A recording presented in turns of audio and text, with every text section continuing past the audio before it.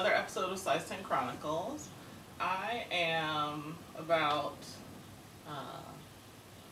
actually about 2 weeks away from the next Jinx try-on, but I had a really fantastic conversation with a guy at the gym yesterday who has lots of experience training people and competing himself, and I was talking to him about everything: diet, exercise, water, supplements. He gave me lots of good advice, which I plan on taking. And he said, set a short-term goal. Pretend like you're getting ready for a show. And I said, there is actually a show in the end of October that I've had like sort of in the back of my head for a while that I've been thinking about competing in. I gotta get on the stage at some point, so I might as well just get on and really just look at it like as a learning experience.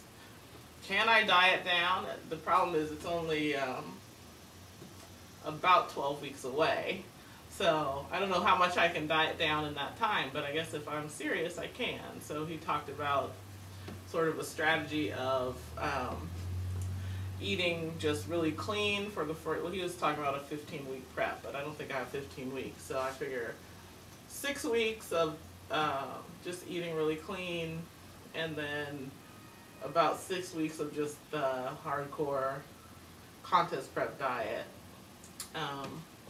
And I learned a bunch of stuff. Like, I feel like I learned that I probably am eating, like, putting 2 scoops of protein powder in my shake is too much. 50 grams of protein are more than I need at one time.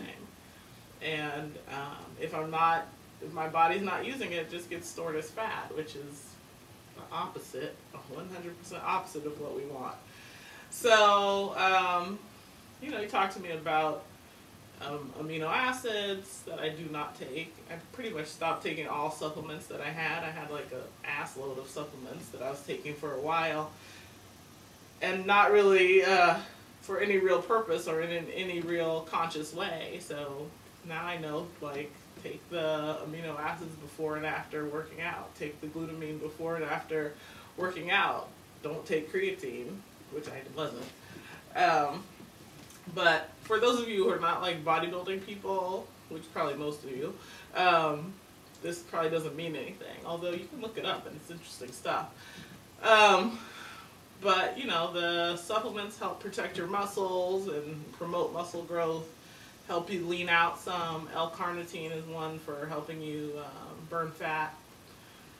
So, although it's not like a real fat burner, like those things that make you all jittery and sweating and can't sleep and stuff, it doesn't do that. But it just sort of facilitates their mitochondria actually getting access to your fat cells. So that's kind of useful, as long as you're doing everything else. The supplements won't do jack shit, or jack squat, excuse me, if you're not doing everything else. If you're not doing your cardio, if you're not lifting, and if you're not eating right, mostly, supplements won't do a thing for you. But so I'm kind of excited about this process. So today is August 30th, and yeah, let's see what happens. In some ways I'm really bad at long term deprivation, although I guess it's how you look at it. It's not really deprivation, but I don't know that I'm so good. Like, I started that 12-week body transformation, and I actually made some progress with it, but it's hard for me to maintain that kind of thing over the long term. I kind of just have to have whatever I'm doing just be like a routine. Like, that's what's worked the best to get me from the 20 to the 10, 8, whatever, wherever I am now. Was sort of setting up a routine and just following it, as opposed to, I want to look good on date X. So, but that's what you have to do for contests. You have to look good you want to look the best you can look on date X. So there's a blog I'm going to refer to, and I'll send you guys to it too. It's on getbig.com, and it's called The Beast's Contest Prep Blog, or something like that. But this woman who is a bodybuilder sort of chronicled her whole contest prep for a show that she actually ended up winning. She looked rock hard and awesome. And when you saw where she started from, which was not fat or obese or something, but just like, you know, regular kind of. Although I'm sure she had lots of muscles because she's been competing for a while underneath the layer of fat. But just to see how ripped she got in, I don't know, it wasn't more than 16 weeks, I think, was incredible. So I'm interested to see whether I can do it. I'm basically feeling at this point, I just want to see what's under here.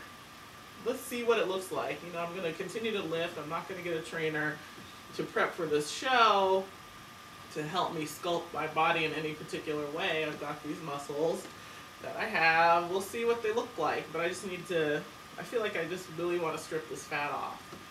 I started off talking to him about, you know, my birthday's coming up and I'm going to be 40 in January and I just want to get done. And that's part of it. I do want to just be finished with all this by the time I'm 40. But I really kind of had this October show date in my head.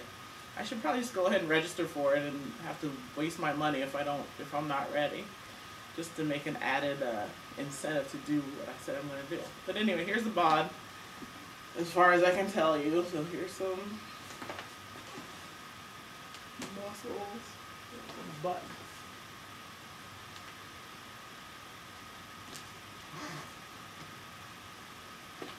So that's kind of what I'm looking like. There's some bottom part of it. You can see the whole thing like this. Set my belly in as far as I can. Lat spread. No such thing as a lat spread in this case. I don't have really lats. But anyway, here, that's what we're dealing with.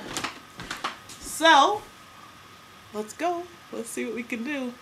Today is day one, and I will do my best to get on video and blog this process. Thanks for watching. See you soon. Bye.